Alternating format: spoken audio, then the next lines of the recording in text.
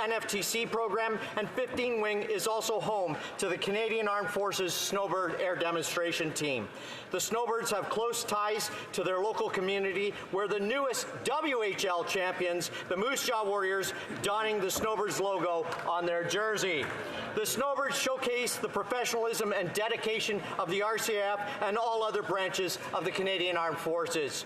On behalf of all Canadians, I congratulate the RCAF on their centennial, and I invite everyone to join me for Air Force Day on the Hill at 5 o'clock today at Sir John A. Macdonald Building. Thank you. The honourable member from Nepean.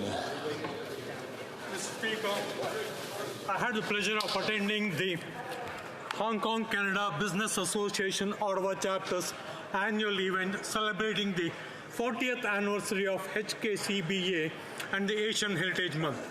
I would like to thank Frank Ng, the president of the Ottawa chapter, and Jesse Zhang for organizing this successful event and for inviting me. For many years, I have attended various events organized by this organization. This year's program included workshop with Mark Kruger, who was previous IMF representative for Canada and a senior policy director for Bank of Canada. Participants included Sonia Chong, the national chair, Joseph Chong, the national vice chair, Jody Robinson, executive director, China Trade and Investment at Global Affairs Canada, several elected officials, and over 150 business professionals. Thank you, Mr. Speaker.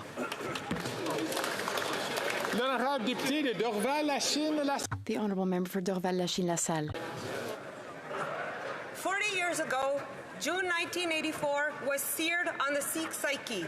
The Indian Army stormed the Golden Temple in Amritsar, as well as countless other gurdwaras. A religious holiday where thousands of pilgrims would be visiting, this day was chosen to maximize damage to Sikh lives. The result of the carnage was such that the bullet-riddled bodies of pilgrims, men whose hands were still tied behind their backs, were being thrown in trucks by the hundreds to be mass cremated. This included babies and even elderly who were weak but still alive. The sacred pool had turned red with their blood. The surrounding holy buildings damaged, the marble floors cracked under the heavy army tanks. The library that contained centuries of text was burned to ashes. Over this days and days, this terror was unleashed upon these innocent lives. No one could come and go. No help came. Imprisoned and easy, vulnerable targets. There is no justification for this attack. Thank you. The Honourable Member for Laurentides-Labelle. A long-standing pro-independence activist, Micheline Labelle, passed away on April 16th at the age of 84. Her family will be receiving condolences on Saturday. This important intellectual of modern Quebec left her mark on all those who crossed paths with her kindness and her open-mindedness. She had a PhD in anthropology from the University of Montreal and was always interested in the problems of racism and discrimination.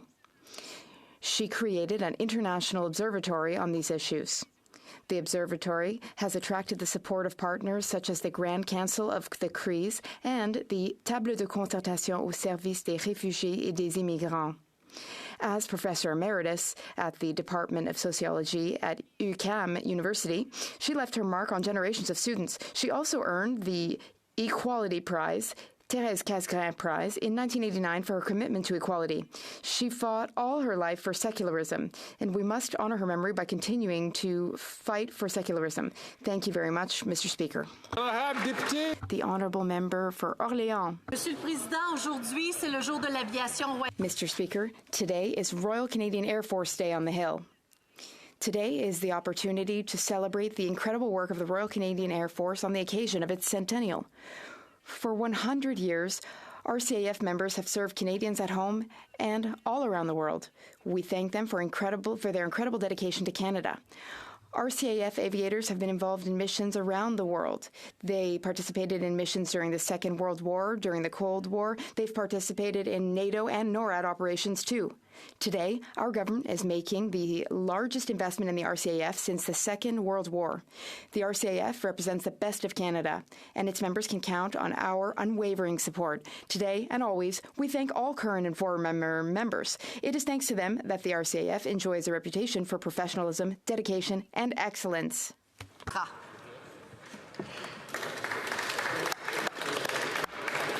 The honourable member from Northumberland, Peterborough South. Mr. Speaker, Canada is in trouble. The OECD calculated that Canada's economic growth will be the worst of nearly 40 advanced economies for this decade and for 3 decades to come. Of course, the Liberal solution to any problem is tax, tax, tax. Their capital gains increase is their latest tax grab. They say it'll only affect 0.13% of Canadians. But this is the same government that tells us that we get more in carbon tax rebate than we pay in carbon tax. It's laughable. At a time when Canada desperately needs investment, growth, and innovators, this government is pushing them out the door. This is not the answer. A future Conservative government will make work pay again. We will celebrate success, not demonize it. We will build a path to prosperity and eliminate those dream-crushing barriers along the way. We're on the side of hope, growth, prosperity, and they're on the side of decay, decline, and poverty. The honourable member from Niagara Centre. Mr. Speaker, each month a student at Notre Dame College School in Welland is awarded the Super Locker. This honour is awarded to students who perform simple acts of kindness at their school and throughout their community. Today, I'm proud to congratulate Samantha Calderon, Desiree St. Jean, Jose Palma Alfaro, Stacy Ekosimi, Nicole Berry, Rachel Taylor, Anna Sofia Gonzalez, TJ Joseph, Serena Hounslow, Ava Menery, and Luca Giancola for receiving the Super Locker Award this year.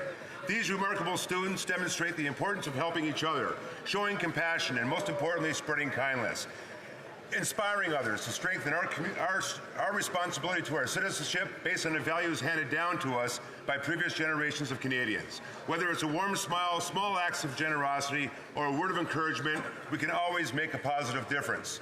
Let's join the Fighting Irish in congratulating these students, and let's reaffirm our commitment to spreading kindness to make the world a better place. Thank you, Mr. Speaker. The honourable member from Dartmouth Cole Harbour. Mr. Speaker, my hometown of Dartmouth rests on the shores of Halifax Harbour on beautiful Dartmouth Cove.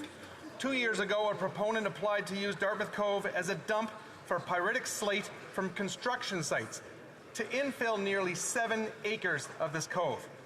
A cove where important marine research and activities take place, where evidence clearly shows that fish and other species are flourishing. The local councillor made it very clear that this infill would be a moonscape, not zoned for development. Dartmouth spoke out. We continue to speak out against this infill for the sake of infill, because Dartmouth Cove is not a dump for someone's fill. Now the proponent, Mr. Speaker, is threatening to sue me if I speak out. I was elected to represent the people of Dartmouth Cole Harbour, to be their voice. It is my job to bring their concerns to Ottawa, to advocate, to stand up, to speak out. Dartmouth Cove is not a dump site for someone's fill. Mr. Speaker, I will not be silenced. Here, here. Way to go. Way to go, Jared. The honourable member from Mission, Matsqui, Fraser Valley. Fraser Canyon. Mr. Speaker, at a time when food insecurity is skyrocketing and millions are lining up at food banks, this government is bringing forward a punishing capital gains tax hike that will disproportionately affect family farms and small business. According to the Grain Growers of Canada, it will amount to a 30% increase on what farmers have to pay Ottawa when they pass on their family business to their son or daughter. Conservatives have fought hard to preserve family farming, including passing Bill C-208 in the last Parliament, but the Liberals are trying to undo it with a punishing capital gains tax hike.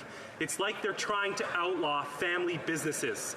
If families can't afford to farm, it will lead to more industrial farming and higher food costs. Why is this government trying to kill family farms when all they want to do is put high-quality, affordable food on our tables? Mr. Speaker, how is any of this fair? Hear, hear. The honourable member from Oakville North, Burlington. Thank you, Mr. Speaker. Gun violence is a public health issue that includes suicide, gender-based violence, and gun crime. Last Friday was National Day Against Gun Violence. In 2022, I worked with the Toronto Raptors' John Wiggins to create a day that honors those killed by gun violence and commit to eliminate gun violence in all its forms. Last year, the Prime Minister declared the National Day Against Gun Violence would be observed in Canada on the first Friday in June. Last year, we joined the Toronto Raptors and many community organizations who advocate for community safety and anti-gun violence. This year, I hosted a roundtable with Halton MPs to hear from local organizations who are doing great work with youth in our community with funding through the Building Safer Communities Fund. I was pleased to see MPs and community organizations across the country recognize the National Day Against Gun Violence with events raising awareness on the issue. Thank you, Mr. Speaker.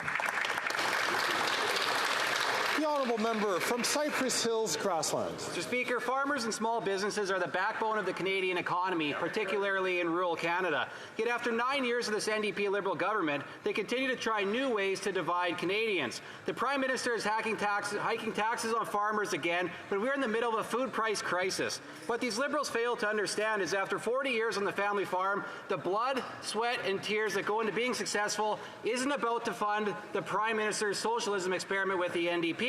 It's about filling a need in a community. It's about feeding a hungry world. Growing a farm or a business is about providing jobs and dignity for people. I talked to Alan, a 74-year-old farmer back home who's looking to sell some farmland for his retirement. Thanks to the proposed Liberal changes to capital gains, he will lose over $500,000 from his retirement. If the family farm can't survive, big industrial, multinational conglomerate billionaires will take over. But that's what the Prime Minister wants. How is that fair for Canadians? The honourable member from Peterborough, Kawartha. 93-year-old Liz Diachin, who will have to pay $40,000 in capital gains because she's trying to gift her grandson and daughter land, has a message for the Prime Minister. She's not rich. She doesn't have $40,000 extra dollars. She's trying to help her family, and she would like to know which bank would lend a 93-year-old $40,000. Peter from Peterborough also has a message for the Prime Minister. He wants to know why the Liberals think it's okay to change the rules that dictate his retirement plan. He purchased an investment property in 1986 that was supposed to be his retirement. And now, because of these Liberals' increase in capital gains, he no longer has enough money to retire. The Liberals claim they want tax fairness for every generation. So how is destroying Canadians' retirement fair? The honourable member from Northwest Territories. Mr. Speaker, 16 years ago today, this country experienced an unprecedented moment. National leaders of the Indigenous Organizations of Canada stood on the floor of the House to receive formal apologies from the Prime Minister and leaders of every political party. It was a historic day of nonpartisanship as we heard apologies to 80,000 survivors for the harms caused by more than a century of Canada's residential schooling policies for Indigenous children. The promises made on that day were a commitment to working together towards reconciliation. As elderly survivors leave us, it is essential that we keep alive the promises that were made to them, their families, and the communities. To mark this occasion, my constituent, Dr. Marie Wilson, is in Ottawa for the official release of her book, North to Nowhere, Song of a Truth and Reconciliation Commissioner. As we read the book, let us all remember the solemn promises made by each of our parties, and let us renew our determination to keep those promises. Thank you, Mr. Speaker. The honourable member from Windsor West. Two community champions in my riding, and both were named Ted. We mourn the passing of James Edward Ted Farron and Ted Boomer, both Windsor icons. Ted Farron was a longtime local business owner of Farron's Gourmet Butcher Shop and known in the boxing circles. He and his wife Michelle supported endless causes like hospice, recruiting physicians, and was one of only 4 civilians to be made an honorary member of the Firefighters Association. I first met Ted when he hired a person for my supportive employment program I ran. Ted Boomer is also synonymous with Windsor's Blues Fest, founding the event in 1995 and bringing in top performers to Windsor, Essex for decades, like Ace Frehley from Kiss, Nazareth, Iggy Pop, Jeff Healey, Gord Downey, to name a few. I got to know Ted when he and his wife, Louise, brought the Blues Fest to downtown and gave us international fame. Both Teds were local community boosters and will be missed by many. My condolences to their families and friends who can take comfort in knowing their local legacies will live on. I know I and many others remain influenced by their character and contributions.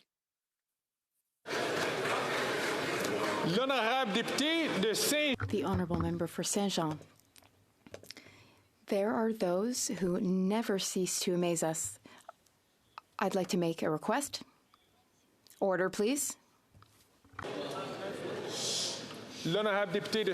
The Honourable Member for Saint-Jean will now begin again. There are some people who never cease to impress us, and Maëlie Grignon is one of them. The path that lies ahead of her in the field of science is bound to be paved with success. At just 15 years old, she has already won a Techno Science Prize and a bursary from the Université de Montréal when she competed in the Quebec Science Fair Finals. And her favorite subject is no less than the famous Higgs boson, which she talks about with great passion and knowledge. It's an honor to have her here on the Hill today. She's accompanied by the Science Fair spokesperson. He's been spokesperson for the past 10 years. He's an illusionist, Luc Langevin. He, too, is passionate about science. He pursued his studies up to the doctorate level in biophotonics. He was Maëlie's muse and inspired her to take an interest in physics when she was very young. Mr. Langevin, thank you for continuing to share your magic and your passion for science with us. Maëlie, I hope that you will be able to fulfill your dream of visiting the CERN, but above all, may your career, which I'll be following with great interest, be an exceptional one.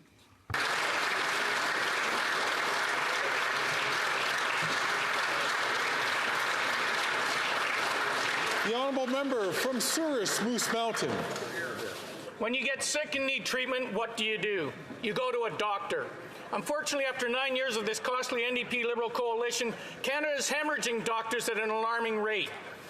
The changes to the capital gains tax are having deep impacts on Canada's already struggling healthcare system, and the situation is only getting worse. Right. According to the Canadian Medical Association, the risk of already overstretched physicians leaving the profession or reducing their hours in response to heightened taxation is real. Over 6 million Canadians do not have access to a family doctor, and as someone who lives in a rural area that is short on healthcare professionals, it will be frightening to see family doctors, dentists, chiropractors leaving Canada in droves. Yeah. Doctors warned about the impacts of unnecessary and harmful tax, but they were ignored. And it will be regular Canadians who will lose access to diagnosis and treatment, ultimately paying the price for this government's incompetence. With Canada already lacking 330,000 family doctors and leaving every day, it is clear this NDP Liberal government is simply not worth the cost. The Honourable Member from Vancouver, Granville. Mr. Speaker, on a cool September day in 1993, my very apolitical grandfather took me excitedly to a campaign office. As we approached the office, he said, "Remember this day. You're helping elect a woman who will show Canada the value that refugees can bring and what we Ismailis will do for Canada." That campaign office belonged to Mobina Jaffer. While she wouldn't win that election, she would eventually be named to the other place, where she would take her rightful place as a trailblazer in Parliament. Mobina Jaffer has been a champion for women's and children's rights, for human rights. A proud African, a proud Ismaili Muslim, a proud mother, daughter, grandmother, wife, and proud Canadian.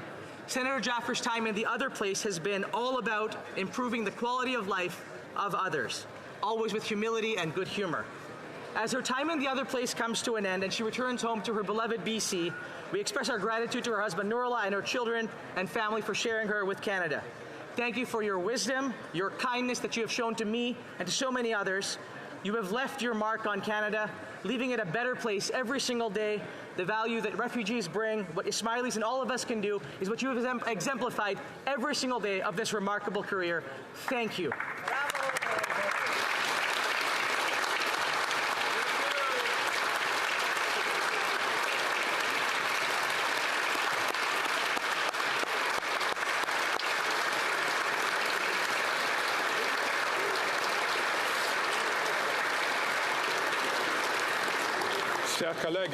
Dear colleagues, before we begin oral questions, I'd like to remind you the importance, please, of ensuring your earpiece is either on your ear or in your desk. Before we start oral questions, I just want to re-emphasize the importance of making sure that your earphones are either on your ears or in your desks so that we can make sure to provide the safest environment for our interpreters.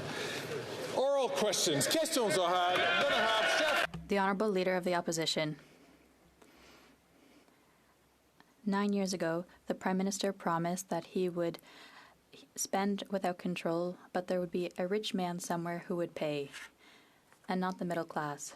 9 years later, what is the reality? 9 out of 10 members of the middle class are paying more in taxes.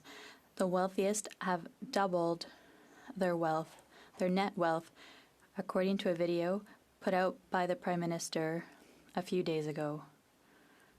And the majority of middle-class youth cannot even buy a home. Given that he has already broken that promise, why should we believe him now? The Right Honourable Prime Minister. Mr. Speaker, our 2024 budget is based on creating generational fairness. Part of that is asking the wealthiest to pay a little bit more when they sell investments, very profitable investments. And it's with that we will invest in more housing for youth, more dental care for seniors, more spots in childcare for young families. We are there to help those who need it. The Conservative Party has just announced that they will side with the wealthiest. They won't be there to help the middle class and those working hard to join it. The Leader of the Opposition. That is exactly what he said 9 years ago. And the result, according to his own data published on his Twitter since his arrival in power, the wealth of the wealthiest has doubled, as taxes on the middle class and the cost of housing have also doubled. Mr. Speaker, why is it that every time he promises to increase taxes on the wealthiest, it's the poor and the middle class who foot the bill? The Right Honourable Prime Minister. Mr. Speaker, it's the same types of justifications the Conservative Party gave in 2015 when they voted against increasing taxes on the wealthiest 1% and lower them for the middle class. It's the same type of argument they used to vote against the Canada Child Benefit that lifted hundreds of thousands of children out of poverty. And today, they are in the same situation, defending advantages for the wealthiest in this country, while we are asking for a little more to help with housing for young people, helping seniors with dental care, and many other things, Mr. Speaker. The Honourable Leader of the Opposition. 9 years ago, the Prime Minister promised he could spend uncontrollably and there'd be a rich guy on a hill somewhere who would pay the bill. The middle class wouldn't have to pay. Well, what is the result? According to him, the total net worth of the richest Canadians has doubled since he took office. Meanwhile, 9 in 10 middle-class Canadians are paying more tax. Housing costs have doubled, so 76% of middle-class youth believe they'll never afford a home. 2 million people line up at a food bank because they can't afford to eat on a middle-class salary. Given that he already broke this exact same promise over 9 years, why should we believe him this time? The Right Honourable Prime Minister. Mr. Speaker, if it didn't have real-world impacts on Canadians, it would almost be amusing to watch the Conservative leader tie himself in knots to try and justify voting in favor of advantages for the wealthy Canadians when they sell really profitable investments. We're asking them to pay a little bit more so we can invest more in housing for young people to be able to have the same kinds of opportunities previous generations did. We're delivering dental care for over 200,000 seniors in just the last 6 weeks. We're delivering more spaces in child care. We're stepping up for Canadians. They're stepping up for the rich.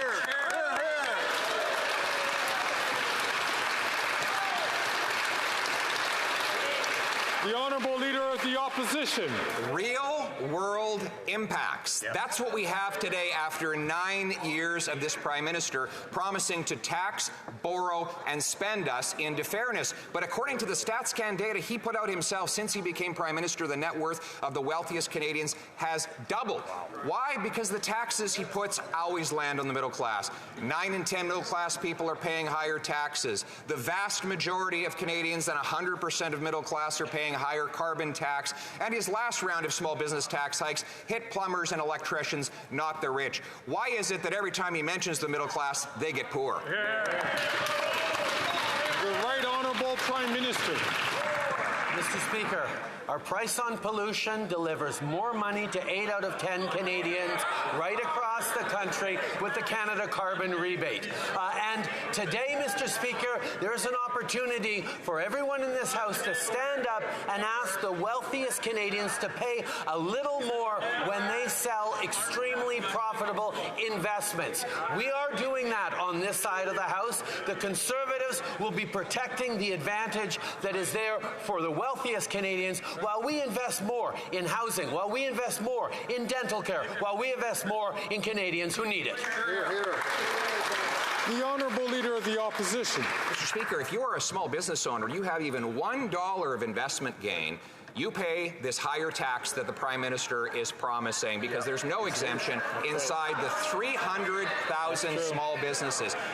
And it's incredible that during a housing shortage, he wants to tax home builders. During a healthcare shortage, he wants to tax away our doctors. During a food price crisis, he wants to tax our farmers. And while our economy is shrinking more than any other economy in the G7, he wants to tax our small business job creators. Mr. Speaker, isn't this the definition of insanity? The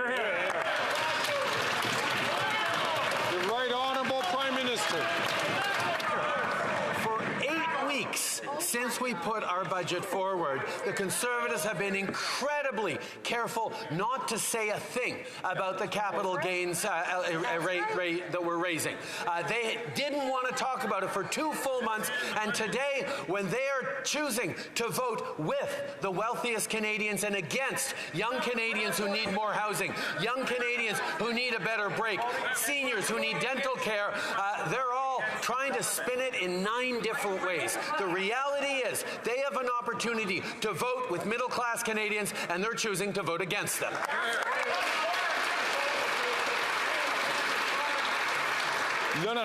The Honourable Member for Belleuil-Chambly.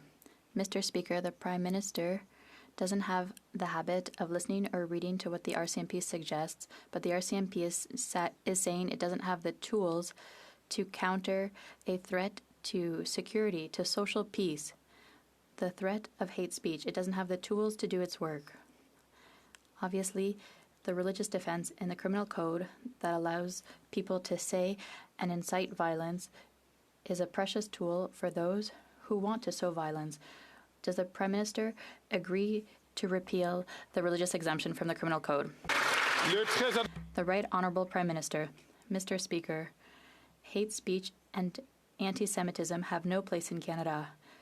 Our government fights racism and hatred like no government has done in the past, introducing an act on online harms, funding increased protection for mosques, synagogues, and places of worship, and our plan to criminalize the Holocaust denial. We recognize there is more to do. We will continue to work with our police services with the necessary laws to strengthen protection for all in this country. The Honourable Member for Belleuil-Chambly. How to waste 35 precious seconds. Mr. Speaker, the streets of Montreal and other cities in Quebec and Canada are subject to protests and open invitations to hatred when it is not, frankly, to violence. There are even calls to exterminate the people of Israel. What does it take for the Prime Minister to protect the people he is responsible for? The Right Honourable Prime Minister. Mr. Speaker, for years we've been investing to create more protection for mosques and synagogues and places of worship and community centres. We will continue to work with police forces across the country to protect people and highlight that it's important for all Canadians to remember our values of respect, openness, tolerance, and acceptance. Mr. Speaker, we will continue to be there to, yes, allow people to protest within the law and within peace, but also be there to fight hate speech and calls for violence. The honourable member from Burnaby South. Yesterday, the Liberals finally woke up. They realized that it's unfair for nurses and carpenters to pay more taxes than billionaires.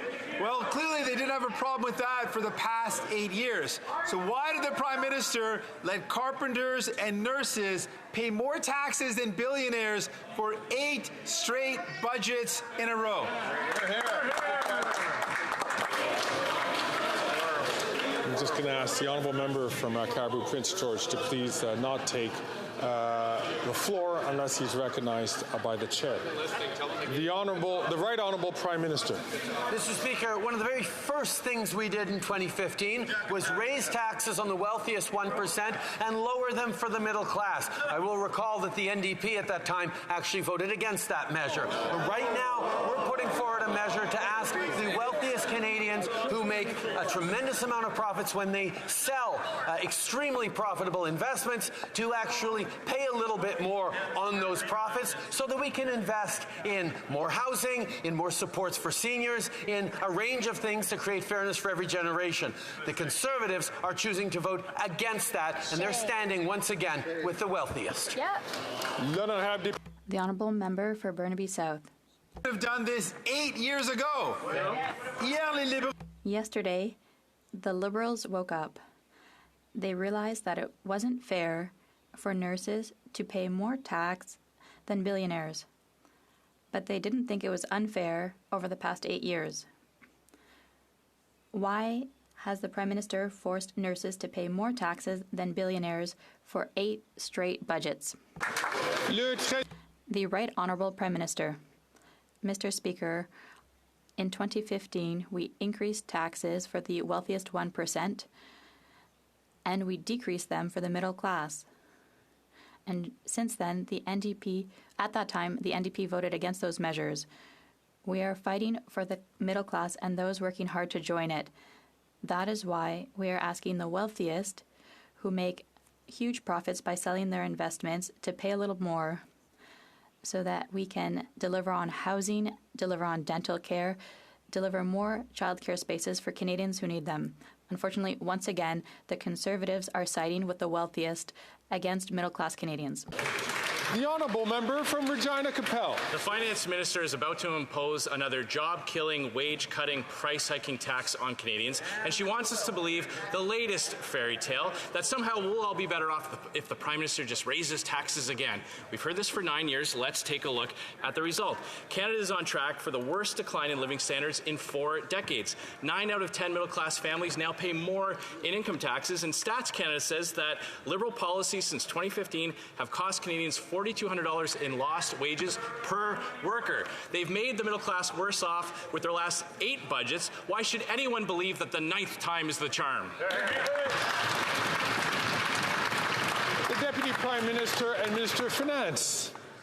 Mr. Speaker, for the past 8 weeks, we have watched the unedifying spectacle of the Conservatives squiggling and squirming, deflecting and evading. But today they have no choice. Today they had to pick a side.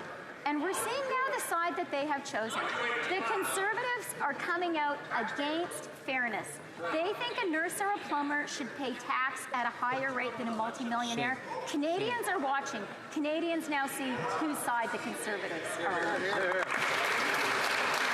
The honourable member from Regina Capel. For 9 years, Canadians have suffered from the terrible consequences of Liberal economic policies. And now, what are they doing? For young Canadians struggling to be able to afford to buy their first home, they're raising taxes on home builders. For families barely able to afford groceries and lined up at food banks, they're raising taxes on the farmers who produce the food. And for thousands of Canadians who have gone years without having a family doctor, they're chasing even more doctors away with a new tax on medical professions. How is any of that fair?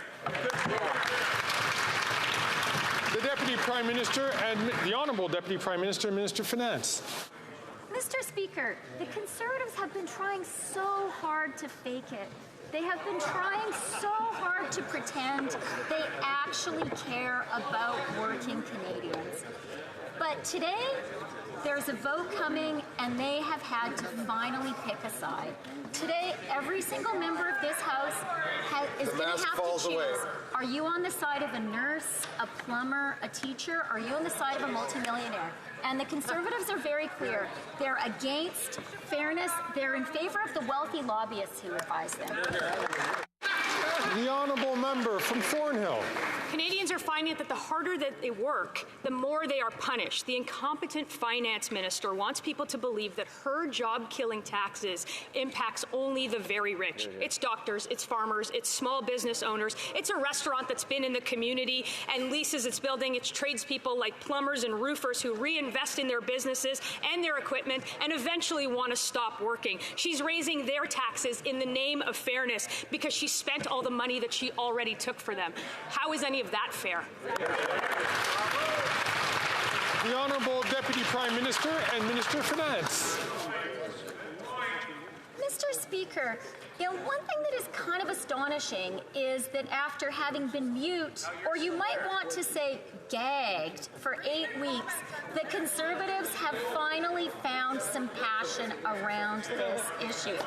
And isn't it astonishing that when given an actual opportunity to choose to side with a plumber, to choose to side with a nurse, or to side with their multi-millionaire lobbyist pals, the Conservatives are choosing to vote against fairness. Canadians are watching.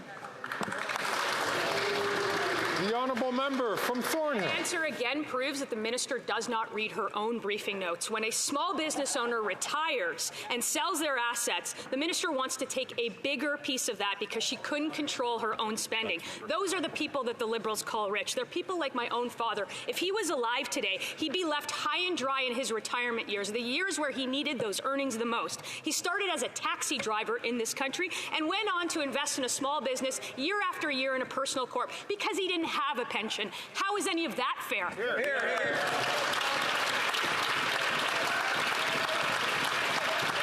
The Honourable Deputy Prime Minister and Minister of Finance. Mr. Speaker, squiggle and squirm as you might, it is really hard to put lipstick on a pig.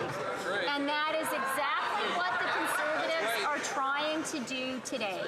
The Conservatives have found themselves unable when it really counted to side with working people. They have been unable to vote for fairness, to vote for the nurse, to vote for the plumber, and now they're evading responsibility for that choice. But we won't let them. We're in favor of fairness, and they are not. The Honourable Member from Calgary, Forest Lawn. This fast and furious finance minister unveiled her latest job-killing scheme to screw over Canada's middle class to bankroll her incompetency. Newcomers like my family came here for the Canadian dream, had very little, worked hard, saved money, and started a small business. She calls them tax cheats and vilifies their success. This job-killing capital gains tax hike will destroy their life's work. Hey, they can save it all by cancelling their Disney Plus. But before this minister runs away from the mic again, does she think her attack on small businesses is actually fair? The Honourable Deputy Prime Minister and Minister of Finance. Mr. Speaker, for the past 8 weeks, the Conservatives have been dithering and delaying and deflecting. They were squirming. They were so uncomfortable because they recognized they had to make a really big choice. Were they actually going to be on the side of working people, Canadians who live paycheck to paycheck, or on the side of multimillionaires? Well, today, we know whose side they're on. We are voting for fairness. The Conservatives are voting against it, as we always knew they would. The honourable member from Calgary, Forest Lawn. Her and the leader of the NDP can do as many photo ops with their bikes as they want, but these champagne socialists are taking money from the middle class to give to rich liberal insiders, their elitist Bay Street buddies, and the bloated bureaucracy. This job-killing tax hike vilifies success, punishing small businesses and their workers. That's why GDP per person in Canada is collapsing and Canadians are poor. Before she spends another $1 billion next week to service her debt, can she tell us, is this fair?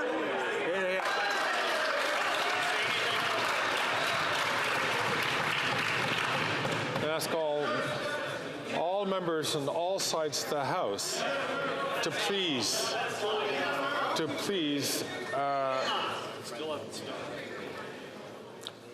to not express yourselves unless you're recognized by the Speaker. It's for a whole bunch of reasons, but the very least of all is so that we can hear the question and hear the answer.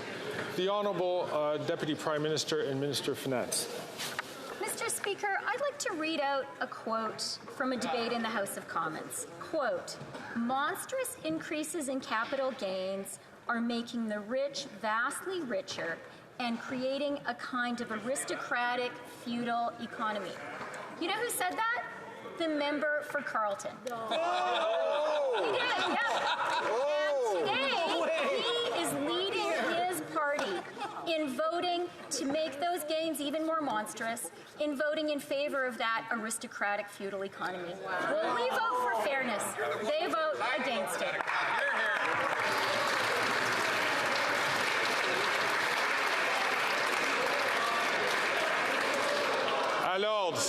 Order, please.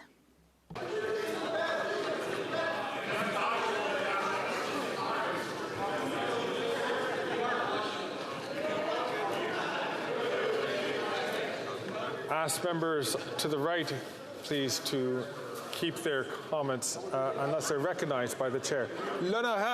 The Honourable Member for Drummond. The Coalition Sauvons-Lassique informed us in an open letter that the NFB has decided to modernize its aid to independent cinema program. Modernizing should mean improving, but unfortunately that's not the case. Before, to access the NFB's editing rooms, there were two conditions: be a filmmaker and have a project funded by a public institution. The NFB would impose 3 new conditions, including compliance with its editorial line. When a crown corporation wants to impose a message, it's called propaganda. Will the Minister allow this to happen? The Honourable Minister of Canadian Heritage. Thank you, Mr. Speaker. I thank my colleague for his question. I'm aware that currently the NFB is looking at its program to support independent producers. They have a clear mandate to support independent producers in all their diversity, including French. I will ensure that they continue to respect their mandate, and I invite producers to share their concerns with the NFB management. They are independent, and they will make decisions accordingly. The Honourable Member for Drummond. Pierre Perrault, Norman McLaren, Léa Poole, Micheline Lanctot, Denis Arcand, Pierre Falardeau, Denis Villeneuve. All these Quebec filmmakers have benefited from the NFB, a veritable laboratory for our independent and audacious cinema, and it's a safe bet that none of them would match the NFB's editorial line today. Above all, none would agree to submit to its editorial line. We know the NFB is independent. The Minister doesn't need to remind us, but we thought our cinema was too. Can the Minister tell the NFB to drop its ideological criteria for our filmmakers? The Honourable Minister of Canadian Heritage. Thank you, Mr. Speaker. Over the years, we've always supported the NFB, among others, because we know how important it is for the next generation of cinema in Quebec and Canada. All of the names given by my colleague highlights how much talent and quality we have in Quebec and Canada, so we will continue to support them. And that's why we've increased just about all budgets in culture, because we know how important it is. And we've done that because we believe in our talent, in our culture, and we will continue to do so, Mr. Speaker. The Honourable Member for Drummond. Canada's Independent Cinema Assistance Program was working well. No one was complaining. But it lacked a little too much constraint for the NFB's taste. And that's how it is everywhere now with crown corporations. Letting artists be artists is no longer an option, it seems. They have to be told who to be, what to think, how to express themselves on what issues. They have to be molded, put into boxes, all the time. The case of the NFB is worrying, and it's natural for the cultural sector to mobilize and protest. Now, which side is the minister on? Art or state propaganda? The Honourable Minister of Canadian Heritage. Mr. Speaker, I thank the producers of the coalition for their work, all those in Quebec who stand up to ask institutions to support them well. And the government is listening. We've shown it budget after budget since 2015 by setting up new supports, especially with telefilm. We support the NFB. We've added money to the Canadian Media Fund, all to ensure that we have diversity in content, that there's capacity for producers to contribute their talent to our screens, and to have Quebec and Canada shine around the world. We will continue to be there for our cultural industry, Mr. Speaker. The honourable member from Cumberland Colchester. Speaker, the average doctor is $300,000 in debt from medical school, and the Ontario Medical Association says the latest NDP Liberal tax grab will, and I quote, put further pressure on the viability and sustainability of a fragile system and could force existing physicians out of practice and dissuade new grads from practicing in Canada. Canadians are in the midst of a healthcare crisis. Why is the Minister of Finance making it harder for Canadians to find a family doctor? The Honourable Minister of Health. Thank you, Mr. Speaker, and I thank the critic for his first question in almost a year on the matter of the healthcare crisis in this country. I could tell him that it's extremely important that nurses and doctors and that everybody pay the same tax rate, and we want to make sure that it's fair. And we've been making critical investments, Mr. Speaker, with every province and every territory, $200 billion. But in order to make those investments in our healthcare system, we need a fair and just tax system. That's why we're making sure we do that, Mr. Speaker, precisely so that we can make the investments and not have the cuts we would see with the Conservatives. The honourable member from Cumberland Colchester. Speaker, every week I speak to Canadians who do not have a family doctor. How is this fair? The elderly, Canadians with chronic diseases, Canadians with mental health struggles, kids with cancer, none of them can access the healthcare system. How is this fair? And the Canadian Medical Association says things are only going to get worse. They say this tax will jeopardize efforts to recruit and retain doctors. As physicians leave this country en masse, how many Canadians will go without health care due to this NDP Liberal tax grab? The Honourable Minister of Health. Mr. Speaker, a fair and just tax system won't threaten our healthcare system. What will threaten our healthcare system is eliminating dental care for seniors, is eliminating pharmacare, is cutting into healthcare, and that's exactly what we've seen from the Conservatives.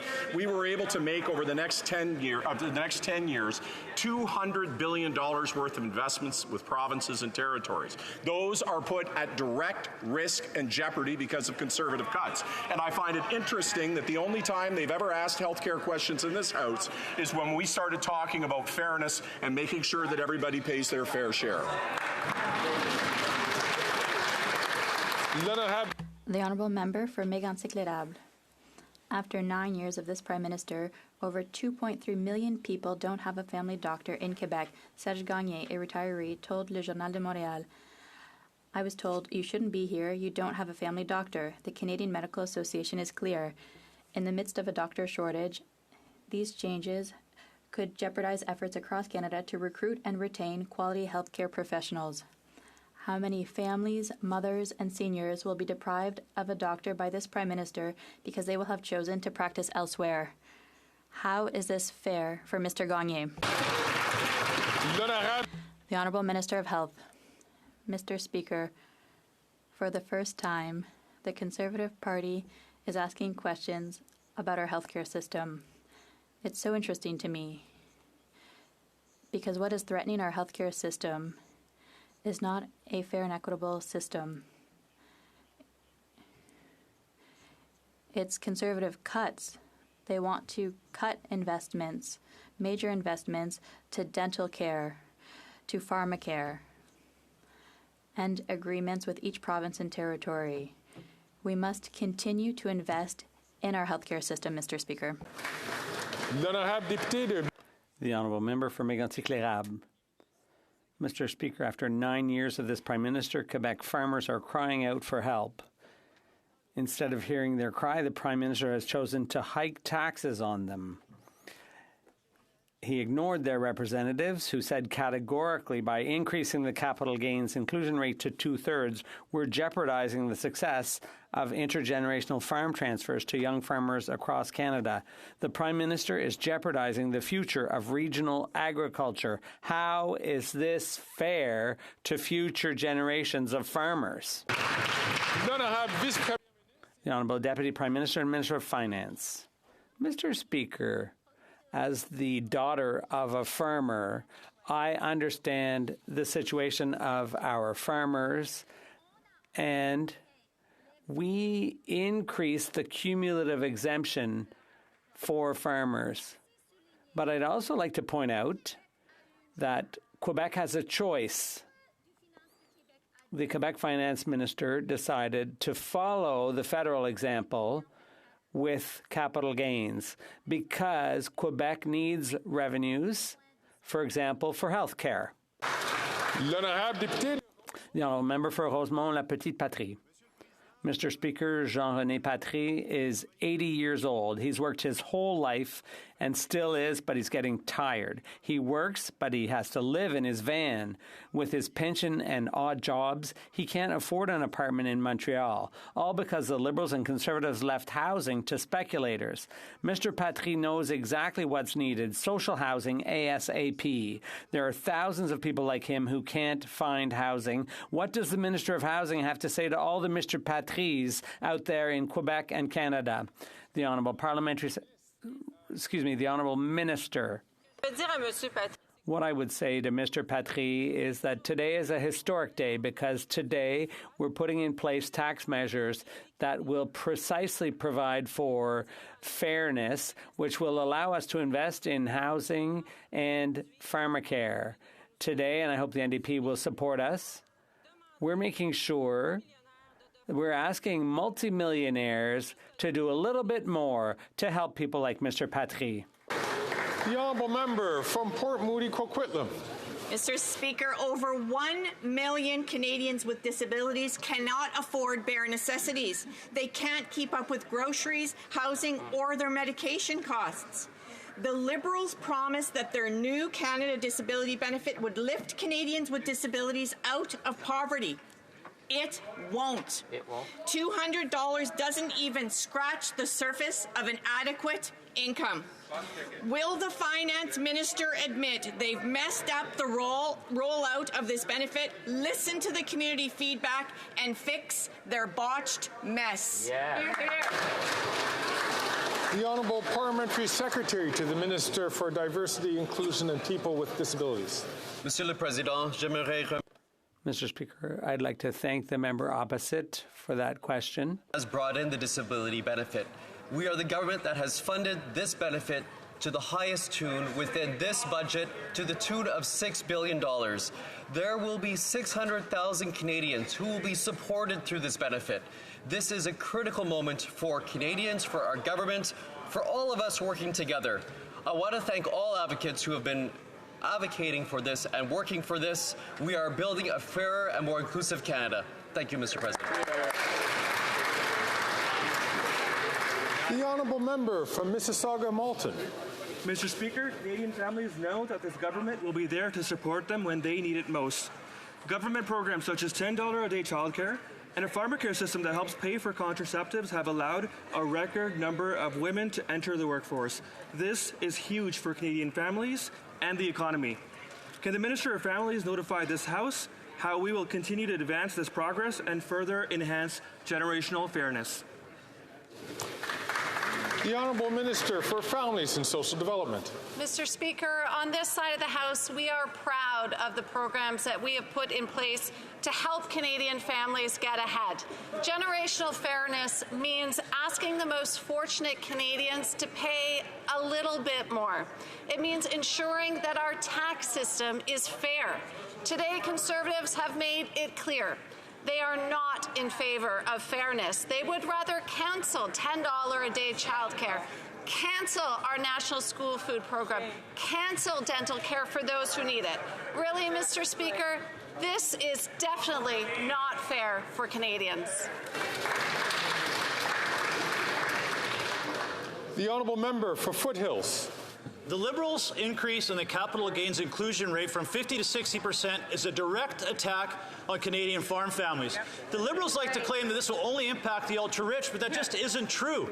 This will impact family farms and young farmers who are just trying to take over the family farm. And the average grain farm will easily exceed the lifetime exemption rate. This tax increase isn't fair and will jeopardize the economic viability of farm families and our rural communities. Will the Prime Minister end his attack on family farms who are just trying to put food on our table? The Honourable Minister for Agriculture and Agri-Food. Mr. Speaker, I appreciate my honourable colleague's question, but it's important to note that when he and his government were in power, they slashed $500 million at Agriculture and Agri-Food Canada. They slashed $200 million out of the Business Risk Management Program. And of course, the question I have is how much more would you slash if you ever got the chance to slash? But I can assure you, Mr. Speaker, that we have reinstated the funding to Agriculture and Agri-Food Canada, and we have reinstated the funding to the Business Risk Management Program. We have and will continue to support farmers in this country, Mr. Speaker. I'd like to remind the Honourable Minister that, of course, questions should be put through me. That's the best way that it should be done. The Honourable Member from Foothills. Well, it's still not reassuring that the Agriculture Minister still doesn't know that there's going to be a capital gains inclusion rate change that is going to impact Canadian farmers. Farmers who are trying to work hard every day to feed Canadians. And the only thing that this tax change is going to do is feed an obese Liberal government. They say this is about fairness, but it isn't fair to young farmers. When they buy the family operation, they are burdened with millions of dollars in debt. This is a gift to the ultra-rich who will buy up family farmland, making mega multinational industrial farms. Will the Prime Minister admit this is not a tax on the ultra-rich, this is an attack on the very survival of family farms? The Honourable Leader of the Government in the House of Commons. Mr. Speaker, over the past 9 years, this Conservative Party has a record. When they were asked to vote to lower taxes on the middle class, what did they say? No. When they were asked to approve a Canada Child Benefit, what did they say? No. When they were asked to vote on child care, on pharmacare, on dental care, what did they say? They said no. Why is it when Canadians look to this Conservative Party to stand up for them, they take a seat? I don't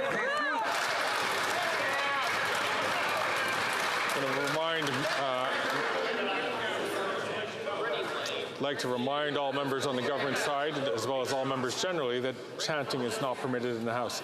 The Honourable Member from South Shore, St. Margaret's. Lobstermen in Nova Scotia fish for our food, risking their lives in the winter. Waves crashing over them, fishing in blizzards and high seas. They risk their lives for 40 years so they can save a little to retire on the sale of their boat and their license. The NDP Liberal latest tax grab on fishermen is to increase massively the tax on the sale of their licensed boat and gear even after the fishing exemption. So why do the NDP Liberals think that robbing fishermen of a dignified and honest retirement is fair? Yes. The Honourable Deputy Prime Minister and Minister of Finance. Mr. Speaker, today is an important day for Canadians because today, after taking 8 weeks of truly undignified dithering and deflecting, the Conservatives have finally shown their true colors. And now we know what they really stand for. They had a chance to stand with the plumbers, with the welders, with the nurses, with the teachers. But they've decided that multimillionaires should pay lower taxes than working Canadians. That's just... The Honourable Member from South Shore, St. Margaret's. The only thing this Liberal minister is doing is bringing in retirement-killing taxes on fishermen. Right. Mrs. J and her husband from Nova Scotia worked for 50 years to build their lobster and fish buying business. They sold their business to create their modest retirement income by investing that proceeds and creating a humble retirement. They paid their fair share of taxes already, but Liberals want to take more more of their retirement income. Why does this Prime Minister think that robbing an 85-year-old widow of her hard-earned, dignified retirement income is fair?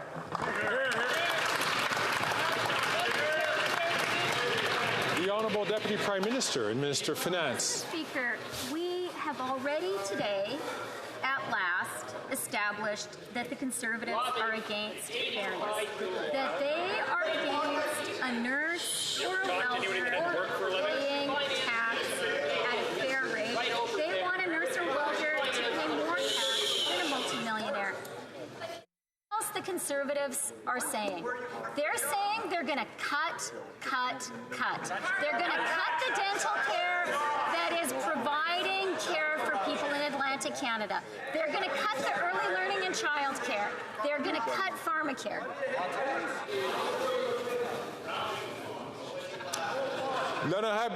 The Honourable Member for Berthier-Masquinongé. Colleagues,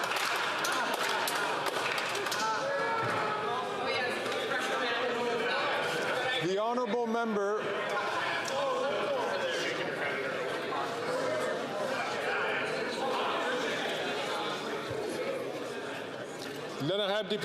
The Honourable Member for Berthier-Masquinongé. Harvests were terrible last year, partly because of natural disasters. Last week, farmers finally reached a deal with Quebec for compensation, and they're saying loud and clear it's Ottawa's turn now. Well, fresh produce growers are in town today. They met with the minister this morning to remind him that they exist and they deserve support. They've been demanding emergency federal assistance for almost a year now. When will the minister finally listen to them and trigger agri-recovery? The Honourable Minister of Agriculture and Agri-Food. Thank you very much, Mr. Speaker, and I appreciate my honourable colleague's question and concern, and he knows I am concerned too. And I did meet them and appreciate the work that you have done with the farmers, but he is well aware that agri-recovery is a joint effort between the Government of Canada and the provincial governments across the country.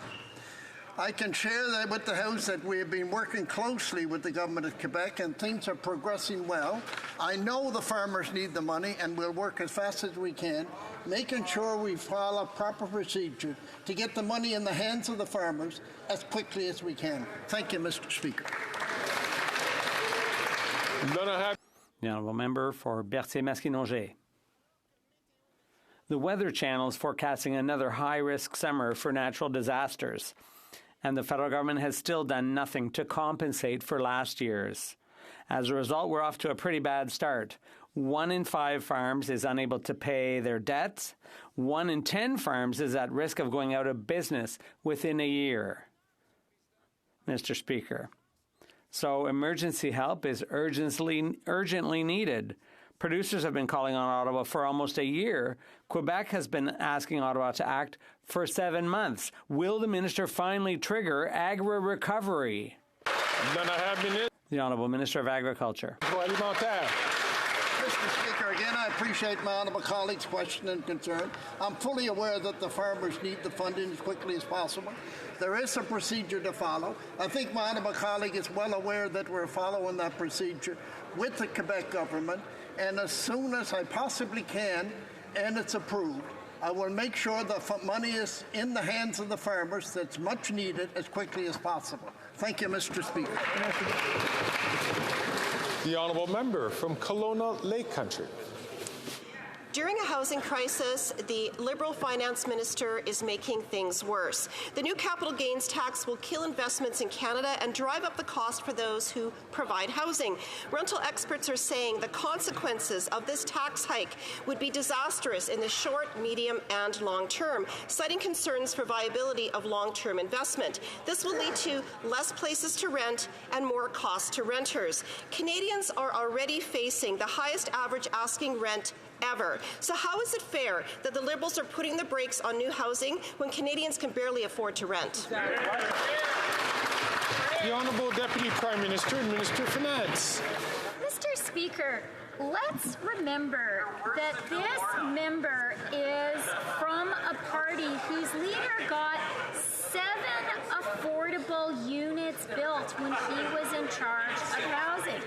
Let's remember that their housing plan would actually put more tax on home builders. And let's remember that this is the party that believes in cuts, cuts, cuts. They're going to cut dental care, they're going to cut pharmacare, they're going to cut early learning and child. The honourable member from Kelowna Lake Country. That member has lost all credibility with Canadians, and a job-killing tax on healthcare, homes, farms, and small businesses is the last thing that Canadians need right now in a cost of living crisis. This new tax won't build any homes. It will only discourage investment of purpose-built rentals. Richard Lyle, residential construction expert, said there's not a chance the Liberals will meet their own housing targets. Housing starts are down, and this tax hike will only make it worse. This Prime Minister is not worth the cost. How is it fair that the Liberals are raising taxes when home building starts are down? It's not fair. The Honourable Parliamentary Secretary to the Minister of Housing, Infrastructure and Communities. With all due respect to the member, Mr. Speaker, she talks about credibility. She was in the House of Commons committee meeting responsible for housing when an expert from the rental sector told her that her party's position on not waiving GST for the building of purpose-built rentals was deeply irresponsible. That's a direct quote, Mr. Speaker. On top of that, she voted against her community of Kelowna getting almost $32 million to incent zoning changes that will lead to the building of 20,000 homes over the next 10 years. That's the Conservative Party, Mr. Speaker. They identify problems, but they never offer solutions.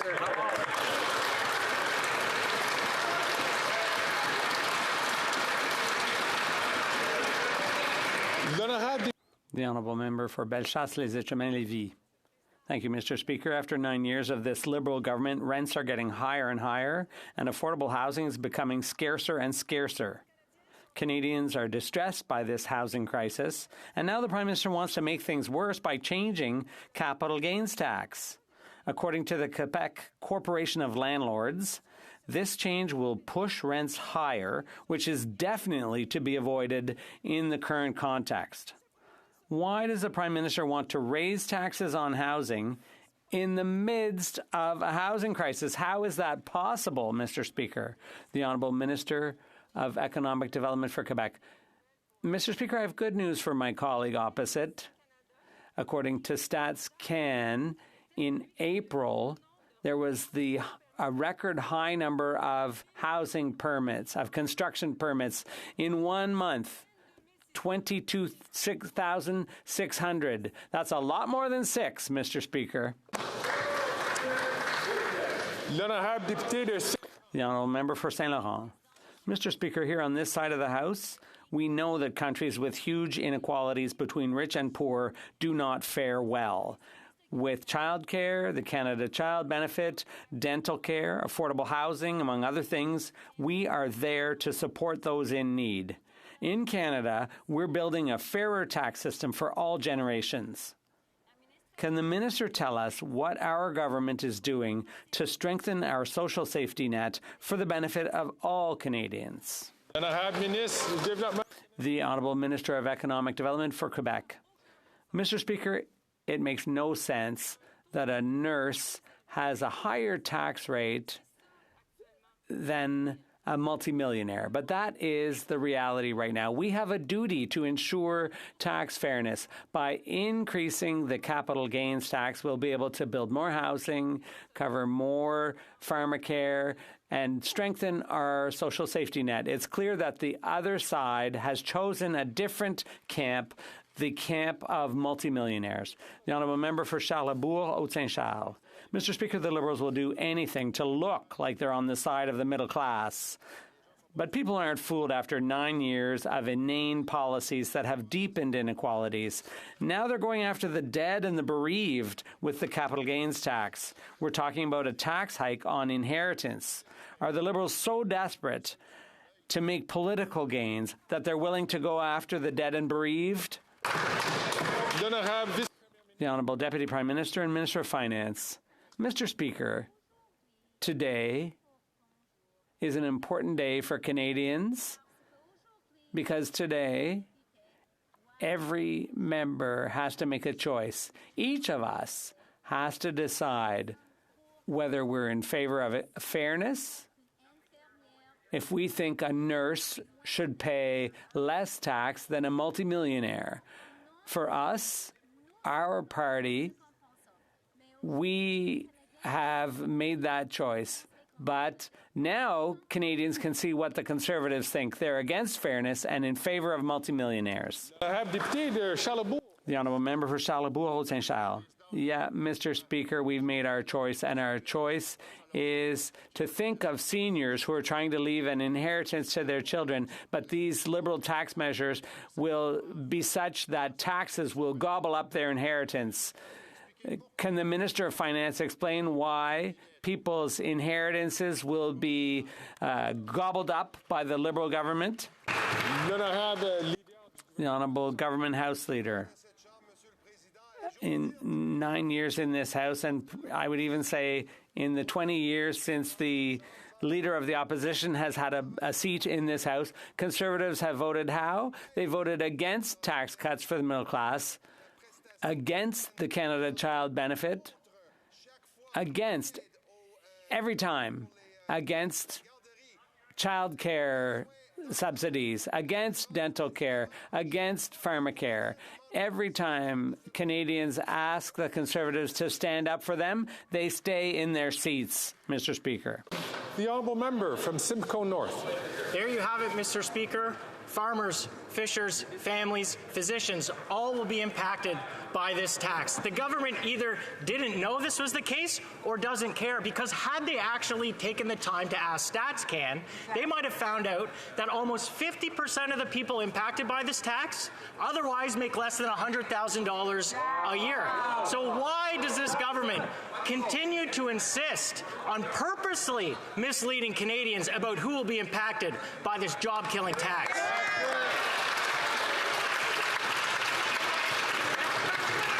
The Honourable Deputy Prime Minister and Minister of Finance.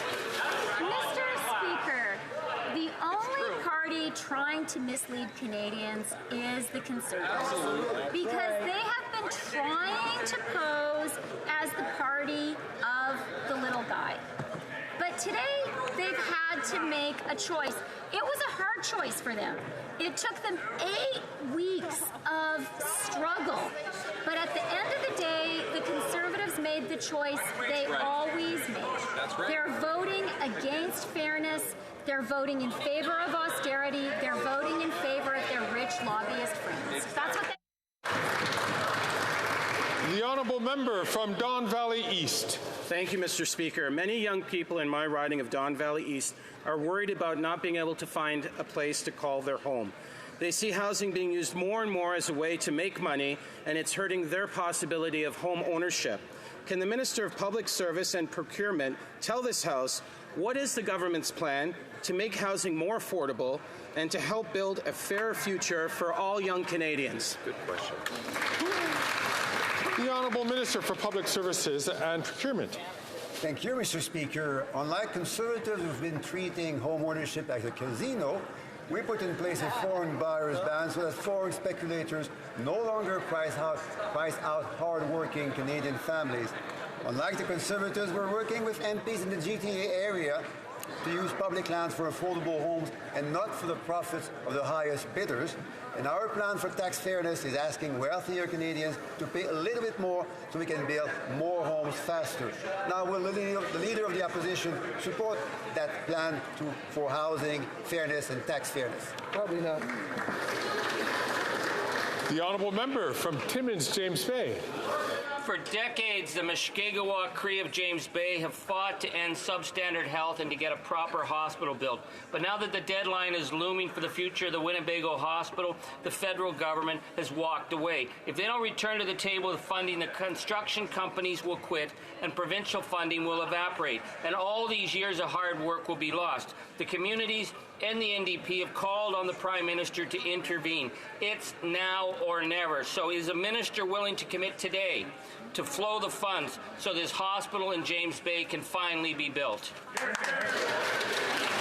The Honourable Minister for Indigenous Services. Every Canadian in this country deserves access to health care, and that's why we're working so closely with the hospital, with Ontario, to make sure that residents in the Moosonee area can actually access health care just like every other person in Ontario. Mr. Speaker, I met with the board yesterday. I met with Grand Chief Fiddler, and the Prime Minister has also written a letter confirming our commitment to this project. The Honourable Member from Winnipeg Centre. Mr. Speaker, the Liberals are jeopardizing affordable childcare by refusing fair pay and benefits for childcare workers. In Alberta, experts say childcare workers earn less than a livable wage, driving many away from the sector. But this is an issue across Canada, as low pay and benefits are common for childcare workers, most of whom are Indigenous and women of color. When will the Liberals get serious about affordable quality childcare and create a national workforce strategy for childcare workers that actually works? The Honourable Minister for Families and Social Development. Thank you, Mr. Speaker, and I thank my honourable colleague for the question and for her advocacy. I know she cares deeply about early childhood education. I'm happy to share back in response to her question that we are working with the provinces and territories on a national strategy for the workforce. I look forward to moving that forward. There's a lot of work to be done as we work to create 250,000 new